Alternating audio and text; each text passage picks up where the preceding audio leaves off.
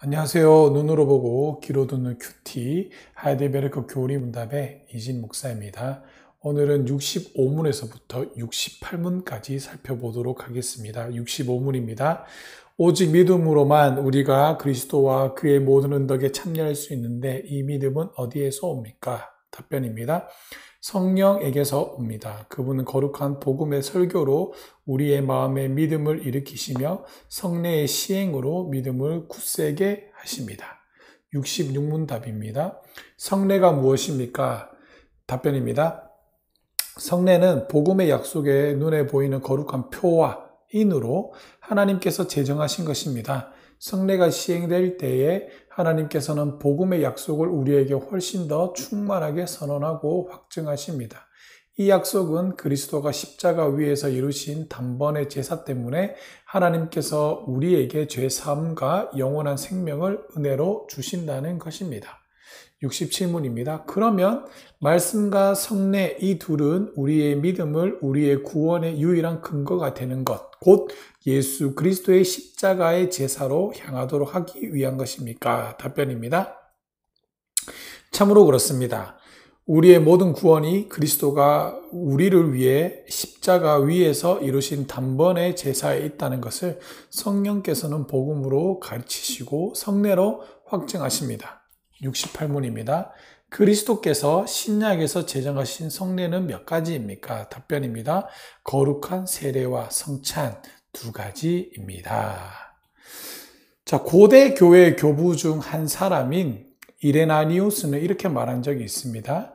하나님 자신은 무한하시지만 우리의 마음이 그 광대무변한 영광에 압도되지 않도록 아들 안에서 유한하게 하시고 우리의 작은 척도에 자기를 맞추셨다라고 이렇게 이야기했습니다. 우리가 믿음에 대해 묵상할 때 반드시 깨닫게 되는 것이 있는데요. 그것이 바로 하나님이 우리에게 키높이 맞춤을 하신다는 사실입니다. 이레나니우스처럼 하나님은 실로 무한하시지만 아들을 통해 우리처럼 사람이 되셨습니다. 그리고 우리가 이해할 수 있는 방식으로, 범위로 우리가 소화할 수 있는 음식으로 우리를 기리시고 가르쳐 주신다는 겁니다.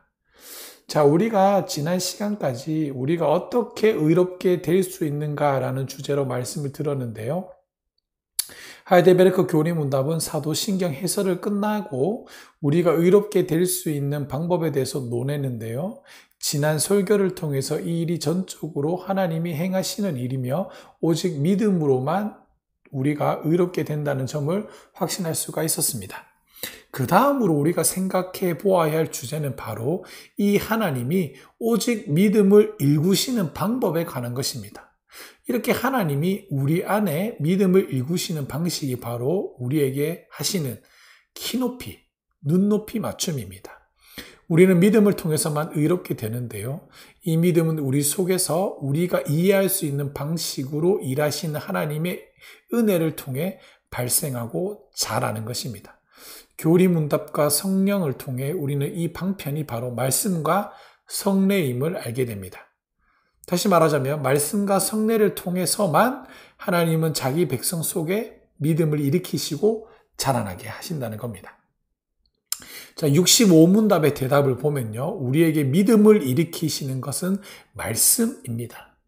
이때 말씀은 당연히 공적인 설교를 말합니다. 보통 교리문답을 공부하지 않은 채로 은혜의 방편이 무엇인지 들어서만 아는 분들은 이 은혜의 방편을 그저 말씀과 성례라고만 알고 있는 경우가 많고 이때 많은 분이 이해하는 말씀은 공적인 설교가 아니라 그분 말씀 그 자체라고 생각하는 경우가 많습니다. 다시 말하자면 개인이든 개인적으로 성경을 읽든 다른 이에게 성경 이야기를 듣든 성경 공부 그룹에서 배우든 이 모든 것을 포함하는 것이다 라고 생각하고 있는데요. 하지만 하이델베르크 교리문답은 이 말씀을 구체적으로 뭐라고 얘기하냐면 거룩한 복음의 설교라고 풀어서 사용하고 있다는 겁니다. 이렇게 한 것은 여기에 교회론적 함의가 들어있기 때문입니다. 하나님은 자기 백성을 구원하시는 일을 교회를 통해서만 한다는 것입니다. 그러므로 우리는 물론 하나님은 개인이 성경을 읽는 것을 통해서도 믿음을 일으키시겠지만 무엇보다도 거룩한 복음의 설교가 우리의 믿음을 일으킨다는 것을 믿어야 합니다. 공적, 교회적 선포가 우리 믿음의 발생지라는 것입니다. 자, 그러면 말씀이 어떻게 믿음을 일으키는지에 대해서 잠깐 살펴보겠습니다. 이를 위한 가장 좋은 본문은 베드로전서 1장 23절입니다. 너희가 거듭난 것은 썩어질 씨로 된 것이 아니요 썩지 아니할 씨로 된 것이니 살아있고 항상 있는 하나님의 말씀으로 되었느니라 라고 말하고 있습니다. 자, 이 베드로전서 1장은 우리가 새로운 생명으로 태어나게 된 것을 아주 생동감 있게 그리고 있는데요. 여기에 씨 뿌리는 일이 유비로 등장하고 있는데 지금의 우리처럼 주로 도시에 생활하는 사람들이 아닌 과거에 주로 농경 생활을 했던 사람들에게는 이 말씀이 아주 쉽게 이해되었을 것입니다. 그때의 청중은 썩은 씨를 심으면 발화되지 않기 때문에 썩지 않을 씨를 심어야 함을 잘 알고 있습니다. 이건 지금 우리도 잘 알고 있죠. 그런데 베드로전서가 말하고 있는 썩은 씨란 사실상 땅의 것들을 말합니다. 복음이 썩지 않을 씨가 되는 이유는 이것이 뿌리 내리고 자라서 열매가 맺기 때문에 열매가 땅의 것이 아니라 하늘의 것이기 때문에 그렇습니다. 우리는 이 유비를 고린도전서 15장에서도 잘 볼 수가 있는데요.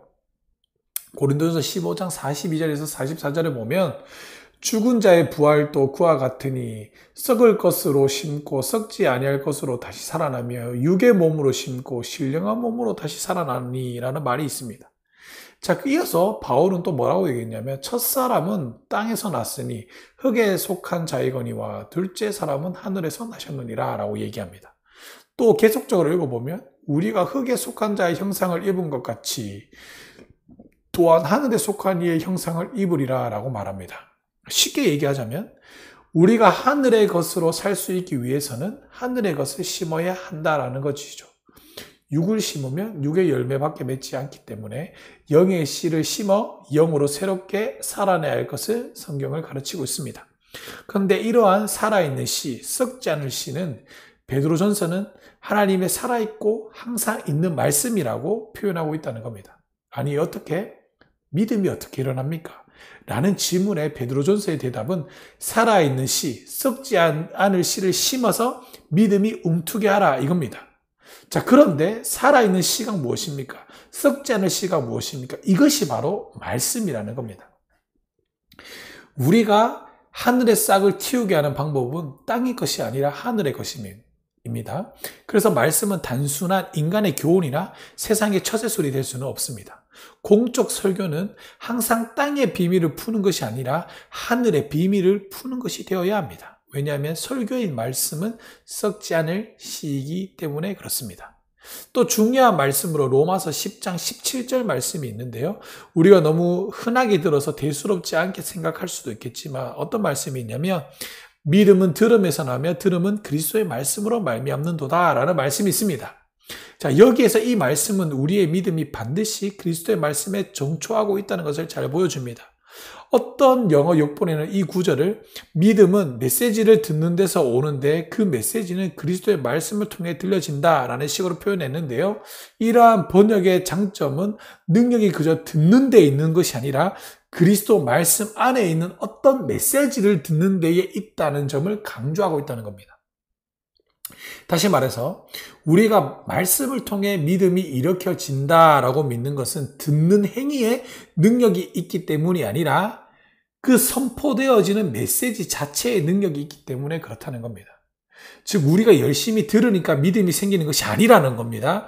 우리말 번역에는 오해할 수가 있는데요. 잘 듣는 데서 믿음이 오는 것이 아니라 듣는 메시지가 어떠한가에 따라서 우리의 믿음이 불러일으키는데 그 메시지가 바로 그리스도의 말씀이라는 겁니다. 덧붙여서 말하면 영어 표준어역 성경 하이델베르크 교리문답처럼 이 구절에 해석을 집어넣어서 그리스도의 말씀을 그리스도의 설교라고 번역한 영어책도 있습니다. 명백하게 설교를 강조하기 위한 번역서죠. 이 번역대로 읽으면 어떻게 되냐면 믿음은 들음에서 나며 들음은 그리스도를 설교하는 데서 온다. 이런 의미가 되는 겁니다. 그래서 로마서 10장 17절 말씀을 통해 우리는 실로 말씀 설교가 우리의 믿음을 일으킨다는 것을 잘 볼 수가 있습니다. 자, 그리고 또 하나의 방편이 바로 성례인데요.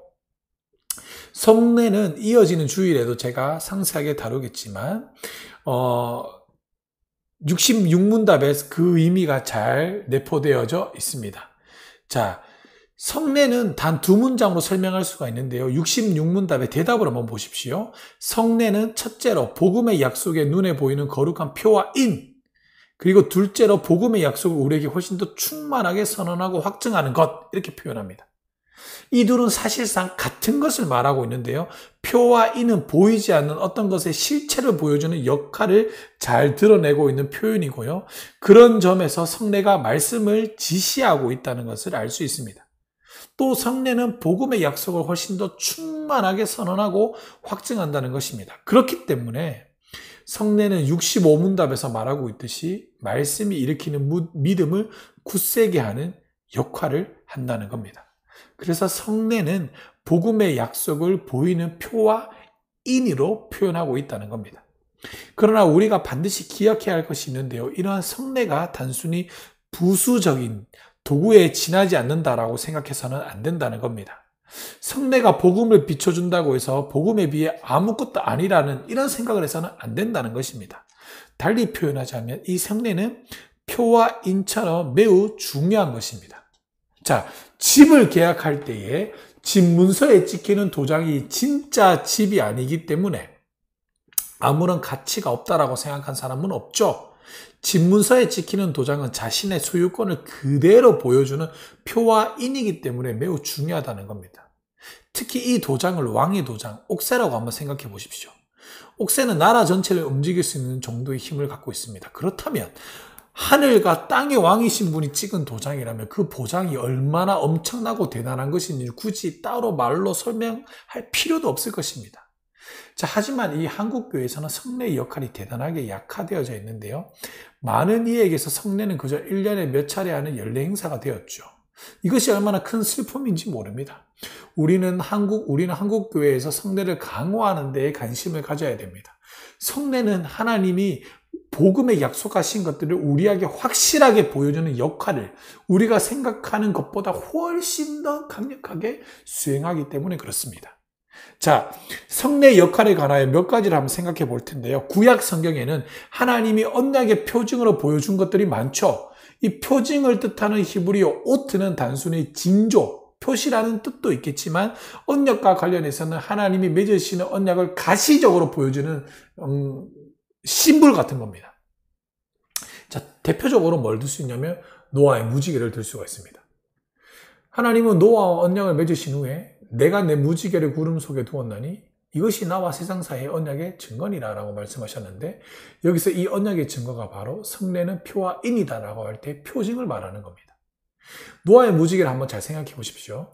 하나님이 세상을 다시는 물로 실망시키지 않았다, 멸망시키지 않으실 것에 대한 강력한 증거는 여러분들에게 무엇입니까? 하나님이 비온 후에 보여주신 언약의 무지개가 아닙니까? 신자인 우리는 물론 내가 세상을 다시는 멸망시키지 않겠다는 하나님의 말씀 자체만으로도 충분한 확증을 받지만 하나님이 세우신 언약의 증거를 또한 무시하지 않는다는 겁니다. 그래서 우리가 무지개를 볼 때마다 하나님 내한테 이렇게 말씀하셨지 기억하게 하는 것, 강력한 도구인 거예요. 같은 표징이라는 말을 이 할례에 대해서도 사용되는데요. 창세기 17장 11절은 너희는 양피를 베어라. 이것이 나와 너희 사이의 언약의 표징이라고 말합니다. 이 할례는 언약의 표징인 것입니다. 이제 할례의 영향력과 그것이 보여주는 언약의 강력함을 한번 생각해 보십시오. 아무도 할례에 대해 단순히 언약의 표일 뿐이지 그 이상의 의미는 없어라고 생각하지 않습니다. 이러한 언약의 표징과 언약이 너무나도 강력하게 결합되어져 있기 때문에 그렇다는 겁니다. 자, 할례를 한번 생각해 보십시오. 남자의 표피를 베었어요. 얼마나 아플까요? 그리고 남자는 이렇게 좀 소변을 보면서 자신의 그걸 보게 됩니다. 그럴 때마다 나는 하나님의 백성이라는 것을 기억하게 된다는 거예요. 강력하다는 겁니다. 성례에도 마찬가지입니다. 성례가 없는 자는 말씀이 없는 자로 여겨도 된다는 겁니다. 이러한 점에서 성례가 힘을 거의 잃어버린 한국교회 상황이 얼마나 심각한지를 생각해 보시기 바랍니다. 아무도 우리가 성례식을 하는데 감동이 없어, 눈물이 없어, 기쁨이 없다는 거 안타까운 사실이죠. 또한 성경에서 안식일도 표징으로 지칭되어져 있습니다. 너는 이스라엘 자손에게 말하여 이르기를 너희는 나의 안식일을 지키라. 이는 나와 너희 사이에 너희 대대의 표징이니 나는 너희를 거룩하게 하시는 여호와인 줄 너희로 알게 하려 함이라. 그럼 무슨 말입니까? 우리가 안식일을 지킴으로 세상 사람들과 구별되는 겁니다. 근데 믿는 사람으로서 이 안식일을 안 지킨다. 그럼 세상 사람들과 다를 게 없죠. 똑같은 거예요. 이렇게 하나님은 구약시대에 하나님 자신의 언약을 인치시기 위해 여러 가지 표징들을 주셨습니다. 그리고 이 표징을 주신 것은 전적으로 우리를 위해서입니다. 그래서 칼빈 선생님은 기독교 강요에서 이 사실을 이렇게 표현했습니다. 성례는 하나님의 거룩한 말씀을 확인하기 위해서 필요하기보다는 그 말씀에 대한 우리의 믿음을 확립하기 위해서 필요하다. 하나님의 진리는 그 자체만으로도 확고부동하며 그 외에 다른 것에서 더 훌륭한 확인을 받을 필요가 없다. 그러나 우리의 믿음은 연약해서 각종 수단을 사용하여 사방으로 깨워주고 받쳐주지 않으면 떨어지고 흔들리며 비틀리다가 결국 무너지고 만다. 그래서 우리의 자비하신 주께서는 그 무한한 자비로 우리의 능력에 자신을 적응시키신다. 우리가 항상 땅에 붙어 기어다니고 육에 붙어 떨어지지 않으며 영적인 일은 조금도 생각하지 않고 상상조차 하지 못하므로 하나님께서는 자신을 낮추셔서 이런 땅에 붙은 것까지 이용해서 우리를 자신에게 인도하시며 육에 있는 우리 앞에 영적인 복을 거울로 두신다. 칼빈 선생은 이렇게 말했습니다. 자, 성례가 바로 우리를 위해서 하나님이 주신 키높이, 눈높이 맞춤이라는 것을 볼 수 있는 말씀이라는 겁니다. 자, 끝으로 우리가 기억해야 할 점이 있는데요. 그것은 이러한 말씀과 성례가 지시하고 보여주고 있는 것의 실체를 바라보아야 한다는 점이며 또 이 말씀과 성례의 주체가 누구인지를 우리가 명확하게 인식해야 된다는 겁니다. 자, 이 개혁신학은 말씀과 성례를 강조하면서 언제나 어느 방향을 향하고 있는지 잊지 않았습니다. 교회가 말씀과 성령으로 바른 방향으로 지시받지 않을 때 무엇이든지 우상으로 만드는 것을 성경과 역사를 통해 많이 경험해 왔기 때문에 그렇습니다. 자, 예를 들면 말씀 자체가 목적의 대상이 될 때 본의를 벗어나는 것을 볼 수가 있습니다. 대표적인 예가 율법주의죠. 말씀은 목적 대상으로 보도록 지시하는 것인데 말씀 자체가 눈을 고정시키고 대상을 바라보지 않으면 율법주의가 되고 맙니다. 성례도 그렇습니다. 성례 역시도 지시하는 방향을 잃고 표와 인으로서 기능을 상실하게 되면 우상 숭배가 됩니다. 대표적인 예로 로마 교회를 볼 수가 있습니다. 이 로마 교회는 성찬의 떡과 포도주가 표징에 그치지 않고 진짜로 그리스도의 살과 피라고 믿기 때문에 필연적으로 다음 교리로서의 진전이 나타났죠. 믿음이 없어도 떡과 포도주만 받으면 그 떡과 포도주 자체가 가진 능력과 힘에 의해 그것을 받는 이가 거룩하게 된다. 로마 교회는 이렇게 주장하고 있는 거예요. 자, 어떻게 이런 일이 가능할까요? 성례 그 자체로 효력을 가진다고 믿기 때문에 그렇다는 겁니다. 그래서 로마 교회에서는 떡과 포도주가 그 자체로 죄를 사해주는 효력을 가지기 때문에 결국은 떡을 숭배하고 포도주를 숭배하는 물질을 섬기는 우상 숭배가 결국에는 되었다는 것입니다. 그러므로 우리가 절대 잊지 말아야 할 것은 이것입니다. 앞에서 설명한 대로 말씀과 성례의 중요성을 깨닫고 그 방편을 굳게 붙들되 본질을 잊어서는 결코 안 된다는 것입니다. 우리는 우리의 방편을 굳게 붙들지만 우리의 방편이 우리를 결단코 의롭게 하지는 않는다라는 것입니다. 우리는 앞에서 할례를 언약의 표징, 즉 성례 중 하나라고 말했습니다. 하지만 동시에 내가 율법을 행하면 할례가 유익하나 만일 율법을 범하면 내 할례가 무할례가 되느니라 라는 성경의 말씀을 기억해야 합니다. 할례는 확고하고도 분명한, 그래서 그것을 행하지 않으면 끊어지지 않는 중대한 표징이지만 그럼에도 표징에 지나지 않는다는 것을 분명하게 기억해야 합니다. 그래서 성경은 다른 곳에서 사실 할례가 믿음으로 된 의를 인친 것이라는 점을 강조하고 있습니다. 자, 로마서 4장 11절 제가 읽어드릴게요. 그가 할례의 표를 받는 것은 무할례 시에 믿음으로 된 의를 인친 것이니 이는 무할례자로서 믿는 모든 자의 조상이 되어 그들도 의로 여기심을 얻게 하려 하심이라. 자, 그러면 말씀과 성례가 지시하는 궁극적인 대상이 무엇이라고 우리는 분명히 말할 수가 있겠습니까? 자, 이 내용은 여러 번 부각되는데요. 먼저 65문답과 67문답을 한번 비교해서 한번 보도록 하겠습니다. 자, 65문답에서는 오직 믿음으로는 거룩한 복음의 설교와 성례의 시행을 통해서 온다고 했는데, 자, 이 67문답에서는 이것을 받아 그러면 말씀과 성례 이 둘은 우리의 믿음을 우리의 구원으로 유일한 근거가 되는 것, 곧 예수 그리스도의 십자가 제사로 향하도록 하기 위한 것입니까? 라고 질문합니다. 자, 이 뭐냐면 궁극적으로 말씀과 성례가 그리스도의 십자가 제사를 향하는 것임을 보여주고 있다는 거죠. 자, 66문답에서도요, 똑같은 말이 반복되는데 마지막 부분을 보시면 이 약속은 그리스도가 십자가 위에서 이루신 단번의 제사 때문에 하나님께서 우리에게 죄의 사함과 영원한 생명을 은혜로 주신다는 것입니다. 라고 이야기합니다. 말씀과 성례가 지시하는 바는 교리문답에서 분명하게 제시되어져 있습니다. 말씀과 성례는요, 그리스도께서 십자가 위에서 단번에 이루신 제사를 지시하고 가르치는 겁니다. 이는 이후의 문답들에도 반복되는데요. 세례를 설명하면서 그리스도께서 십자가 위에서 이루신 단번의 제사가 당신에게 유익됨을 거룩한 세례에서 어떻게 깨닫고 확신합니까? 이렇게 물었고, 성찬을 다루는 문답에서도 보면 똑같은 방식으로 그리스도께서 십자가 위에서 이루신 단번의 제사와 그 모든 공유에 당신의 참여함을 성찬에서 어떻게 깨닫고 확신합니까? 계속 반복적으로 묻고 있어요. 같은 얼굴을 이렇게 반복하는 이유는 우리가 절대적으로 잊지 말아야 하기 때문입니다. 말씀과 성례가 가장 강력한 언약의 표징이기 때문에 우리는 이를 통해 하나님이 참으로 우리와 언약을 맺으심으로 확고하게 바라보아야 하지만 동시에 이 표가 스스로 능력을 가진 것으로 여겨 우상 숭배가 되지 않도록 해야 한다는 것입니다. 말씀과 성례는 언약의 표징이고 이 표징이 지시하는 바는 그리스도의 십자가 제사라는 겁니다. 그런 점에서 하이델베르크 교리 방법의 기술 방식이 아주 현명하다고 저는 생각합니다. 왜냐하면 이 말씀과 성례를 말하기 위해 주체를 제일 먼저 언급하고 그 다음에 논의를 전개하기 때문에 그렇습니다. 자, 65문답은 말씀과 성례를 이해하기 위한 소론에 해당하고요. 그런데 여기에서 이 말씀과 성례가 철저하게 성령의 행하심이라는 구도 안에서 이해되어야 함을 강력하게 못 받고 있습니다. 우리를 의롭게 한다는 이 믿음이 어디에서 옵니까? 라는 질문에 그저 말씀과 성례에서 옵니다 라고 대답할 수도 있을 것인데, 하지만 하이델베르크 교리 문답은 그렇게 대답하지가 않죠.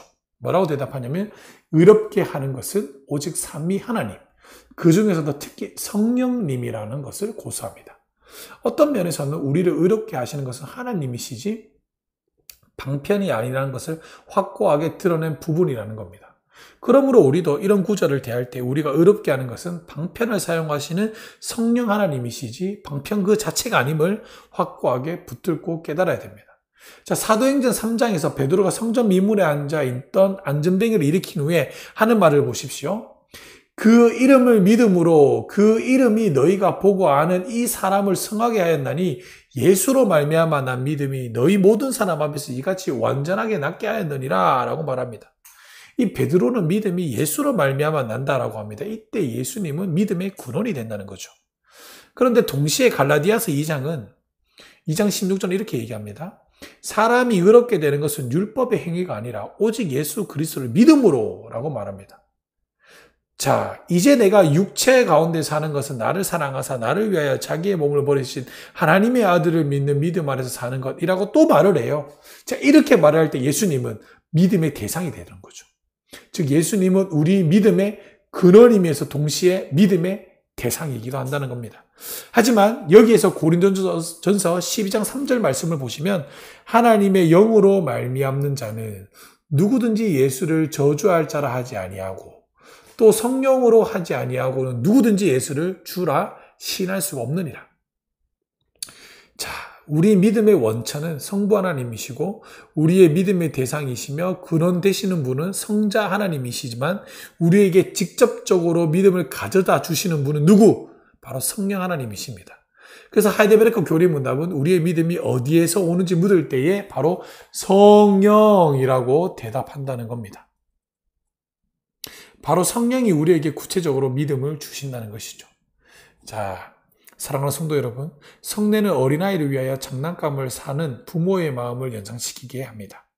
하나님은 자녀들의 키높이에 맞추기 위하여 눈에 보이는 표징을 주셨습니다. 하지만 하나님의 선물인 이 성례는 단순한 장난감이 아니죠. 왜냐하면 그 안에는 하나님이 본질로 주시고자 하는 그리스도와 그분의 모든 은덕이 실제로 들어있기 때문에 그렇습니다.